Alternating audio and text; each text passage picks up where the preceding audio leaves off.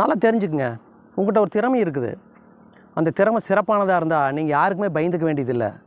உங்கள் திறமையை வந்து அடிக்கணும், உங்கள் திறமையை வந்து ஒழிக்கணும் அப்படின்னு நினைக்கிறவங்ககிட்ட நீங்கள் சொல்லக்கூடிய மெசேஜ் ஒன்றே ஒன்று தான்.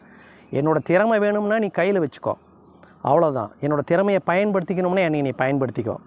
என்னுடைய திறமையை ஒழிக்கணும் அப்படிங்கிறது நானே நினச்சா கூட முடியாது. காரணம் என்னென்னா, அறிவு அப்படிங்கிறது வந்து பார்த்திங்கன்னா ஒரு நம்மளுடைய மனசு சம்மந்தப்பட்ட விஷயம். கல்வியை வந்து நமக்கு ஆவணா வந்து நம்ம சொல்லி கொடுத்ததுக்கப்புறம் என்னைக்காவது ஒரு நாள் அது மறந்து போகுமா? ஏபிசிடி என்னைக்காவது ஒரு நாள் மறந்து போகுமா? அதே மாதிரி தான் திறமையும். ஆனால் திறமை உள்ளவங்க எல்லாமே நல்லொழுக்கம் உள்ளவங்களாக இருங்க. உங்களுடைய ஒழுக்கம் சரியில்லாதவங்களாக இருந்தால் உங்களுடைய திறமையே வந்து கேள்விக்குறியாக போயிடும். ஏன்னா வந்து ஸ்கில் அப்படிங்கிறத வந்து பார்த்திங்கன்னா சேலரியாகவும் இன்கமாகவும் வந்துட்டுருக்குது.